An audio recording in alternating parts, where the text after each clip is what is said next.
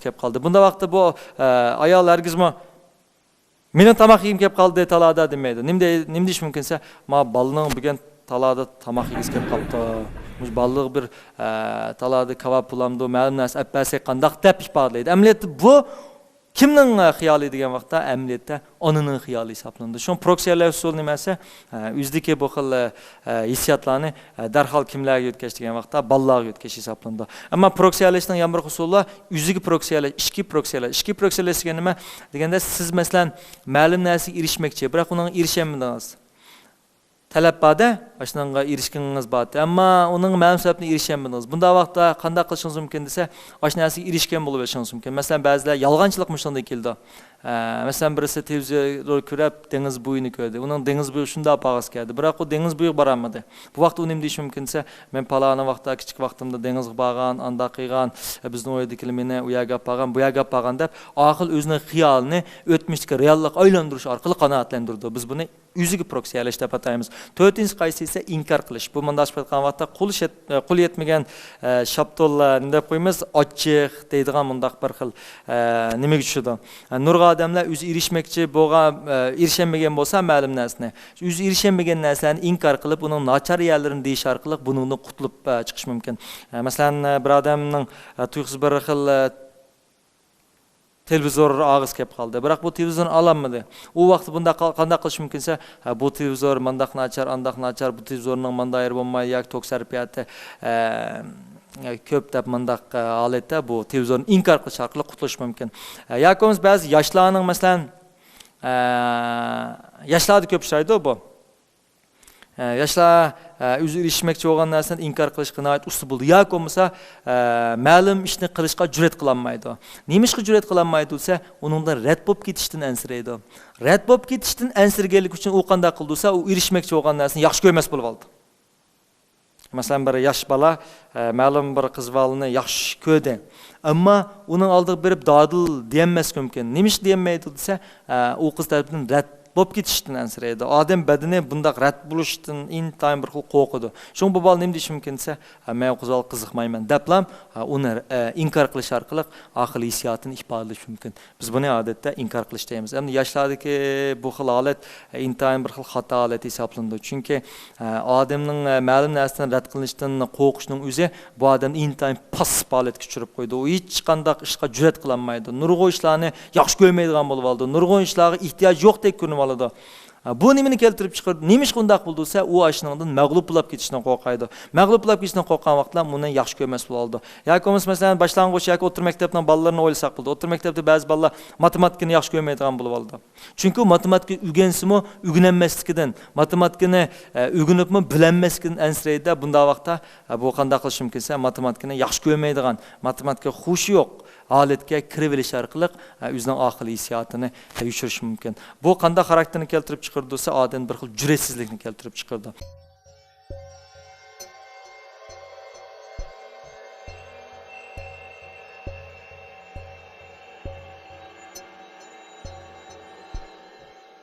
Masalan, dağlıq faylasufning Demokritning mundaq bir qisqarlik hikoyasi bo'lgan. U har kun et deganda qo'pab, haykaldan pul so'ragan. Pul va deb. Kishilar bundan har xil qiziqib qolgan. Qo'shni so'rgan, "Siz bu haykaldan nima deb pul so'raysiz?" degan vaqtda Demokrat, "Chunki men o'zimni rad qilinishga ko'ndiryapman" degan. Demak, odamning boshqalar tarafidan yoki reallik tarafidan yoki orzular tarafidan rad qilinishning o'zi amaliyotda odamga intan foydali bo'lgan vitamin hisoblanadi.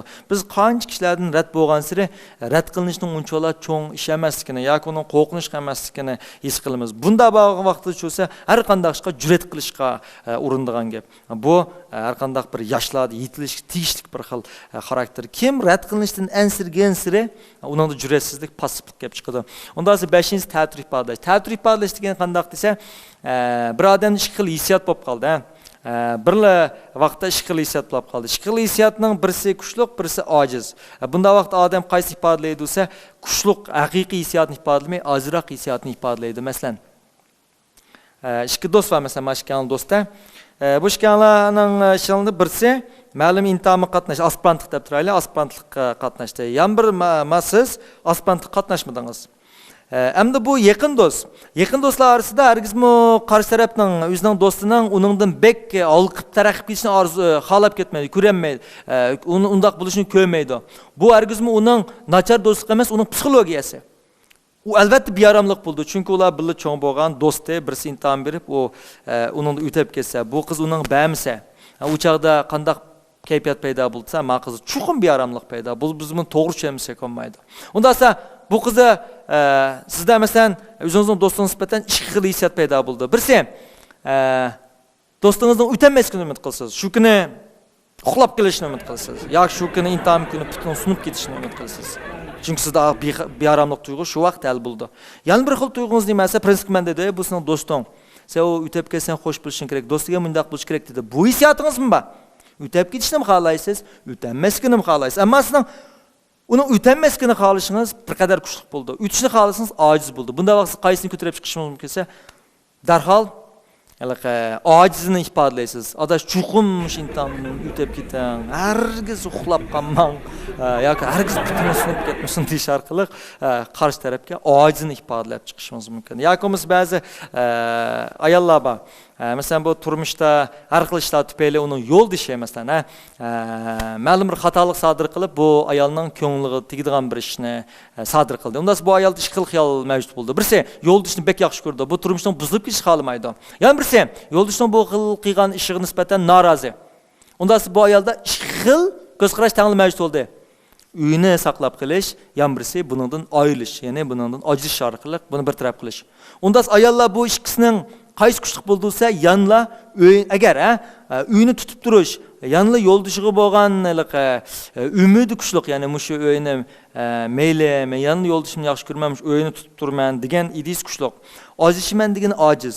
Unda bu vaqtda ayollar qaysi ifodalaydi desa, ojizni ifodalab, men ajrashiman deb turish mumkin. Ammo bu ayolning ishchik chiqib chiqsaq, asli kuchli idis ko'z qarash nimasi, hargiz ajrashmaslik.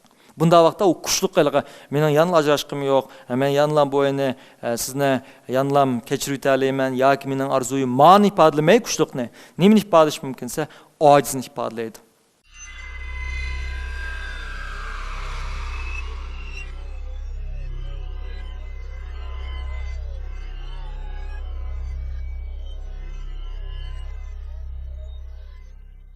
Şuna biz ba'zi vaqtlarda nurg'un ahvollarni qarasak, kishilarning degan gapi amaliyot uning aslidagi hissiyat bo'lmasdan qarshi hissiyat hisoblandi. Masalan, bir qizning ikki do'sti, ya'ni ikki do'stni misol qilaylik, birisining ko'ngli shundoq yerim bo'ldi.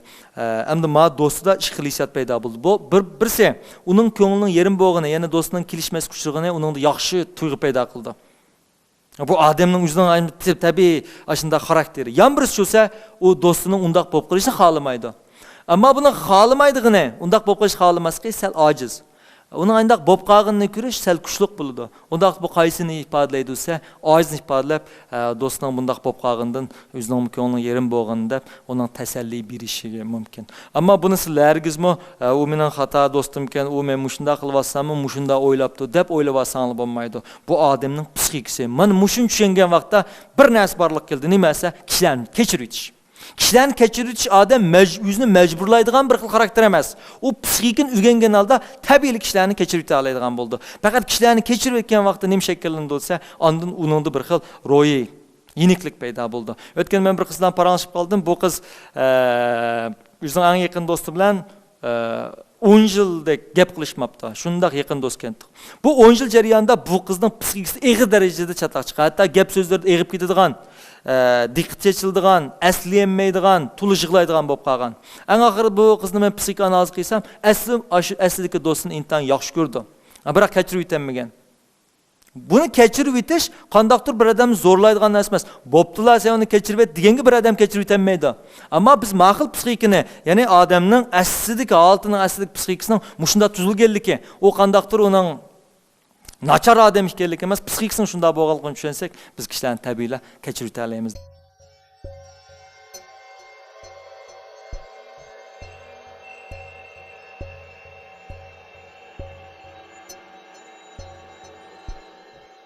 Demek bugünkü dersimizde biz mana 5 xil usul orqali odamlar o'zining asli holatini ifodalashni o'rgandik.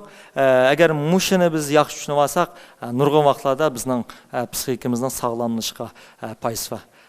Unda olsa dersimiz müşahede ayaklaştı. Düşenmegen sualınlar olsa sorsanız bulda.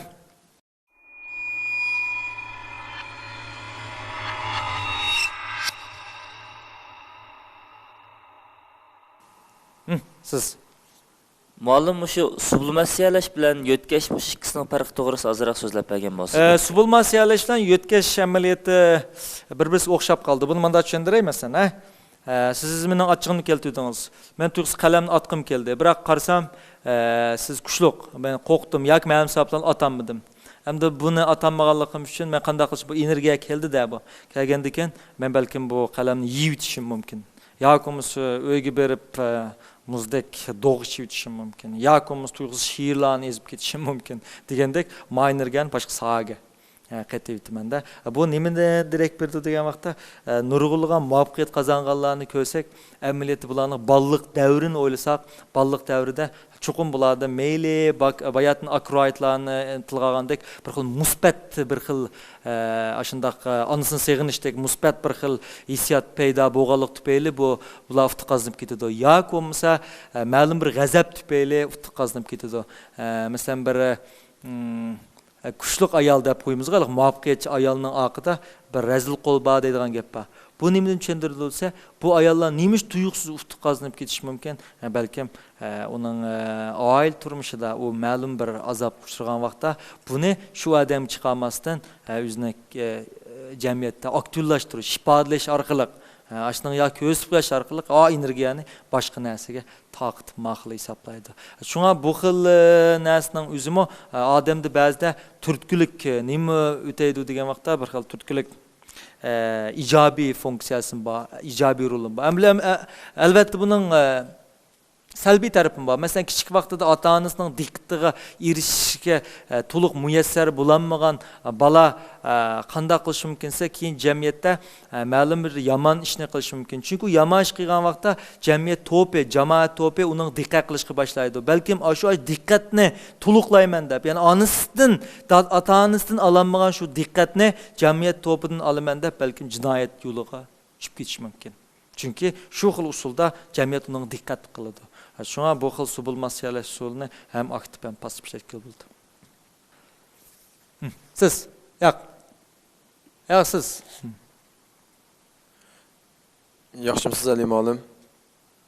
Men so'rab baqsam, shu so'zlayotgan energiya biz ham hisobda to'liq o'tirdi bir qitim uchrashganmiz energiya degan so'z bilan. Endi sizning mush darsingiz so'zlayotgan energiya degan so'z bilan bizning mush to'liq o'tirdi deyilgan energiya o'xshashmi yoki sizning bu energiyangiz ma'lum xil shaklda o'xshatish yoki bir xil simul xarakterga egami?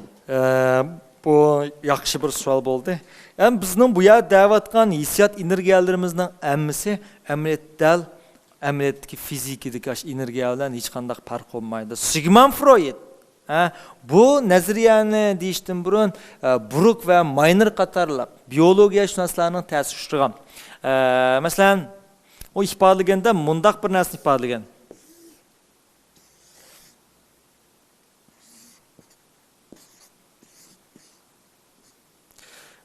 Ya'ni bir sirtqi g'idiqlanish, masalan, odamda har qanday vaqtda bir g'idiqlanish mavjud bo'ldi. Masalan, kuchliq nur kelgan bo'lsa bizga, bu g'idiqlanish, biz buningdan o'zimizni olib qocha olamiz.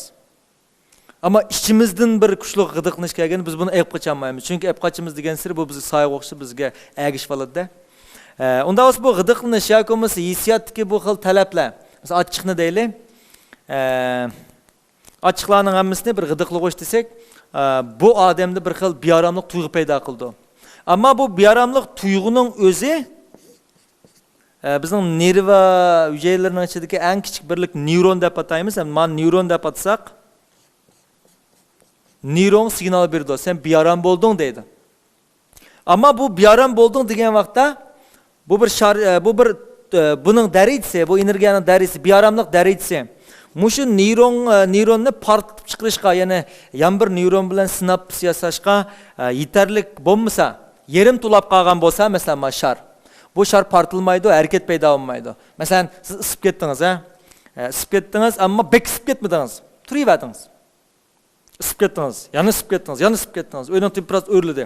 Ma'lum nuqtaga borgancha chuqum chapan selaysiz. Demak, isishdan bo'lgan bearamlik dastlabki ojiz bo'lganlik uchun, men ojizroqda men neyronni portlatib chiqaramadi, harakat paydo qilamadi. Ammo keyin ma'lum nuqtaga borgan vaqt shu degan vaqtda neyronlar to'liq to'shgan vaqtda bu xil bearamlik tuyg'ular, g'idiqnishlar bevosita harakat shakllanib chapiningizni sog'z yutadi. Yoki bo'lmasa biz gap talashyapmiz. Azroq ochig'ingiz keldi. Ammo gap qilmadingiz. Chunki o g'idiqlanish, ya'ni sizning ochiqdan kelgan bearamlik tuyg'ungiz tehi neyronda to'liq portlash hosil qilib, yana bir neyronda sinaps yasab bo'lmaydi. Ammo yana ochig'ingiz keldi, gap tagishiverdi. Eng oxirida bu xil sizdagi bearamlik nimani paydo qildisa, neyronni darhol portlatadi. Portlatgan vaqtda siz o'rningizni qo'pab ketdingiz, yoki bo'lmasa mening oldimga yugurib keldingiz. Demak, sizdagi bearamlik sizning harakat paydo qildi. Shunga bu xil hissiyotlarning hammasini biz energiya deyishimiz, amaliyotda bu fizikadagi energiyalar hech qanday farq yo'q. Chunki energiyaning har qanday barliqdan yo'q bo'lmaydi, yo'qdan barliq kelmaydi. U bir xil shakldan bir xil shakl o'zgarib bo'lgan. Demak, hissiyot talab energiyalarım herkes yo'qolib ketmaydi. U ma'lum usuldan ma'lum usulga yoki ma'lum usuldan ma'lum usulga. Ham binaural psixika qanday bo'lsa, o'ziga yondirib yetganlar bo'ldi. Biz hech nimani ifodalayolmaydigan, hech qanday narsani ifodalamaganda oxiri yenib ketadi. Bunday odamlar nim paydo bo'ldi desa, o'zini vayron qilish paydo bo'ldi. Erlar, men bayatdan dedim, libido, ya'ni jinsiy energiya dedik. Erlarning shunga ma'lum bir xil qiziqish bilan shug'ullanishi bek muhim. Yoki bo'lmasa u uy ishlari bilan, yoki kitob o'qish bilan, yoki so'zet qishlar bilan ish qilib bu erning diqqatini ma'lum bir soha chuqum qamallab turish kerak. Agar buni qiziqtirgan hech qanday soha bo'lmasa deganda men bayatdim libido dedim. Ya'ni uningdagi bir xil jinsiy energiya nimaga boshlab bordi desa, bayatdim degandek u balkim yo'tkash usulini ishlatib, ba'zi axloqiga yot bo'lgan ba'zi ishlar bilan shug'ullanib qilish mumkin. Shunga erlarning bir umr ma'lum bir kuchli holda o'zining aslidagi odamiylik bir maqsadini tepish uchun to'xtamay tirishib, o'zining bu xil qo'shimcha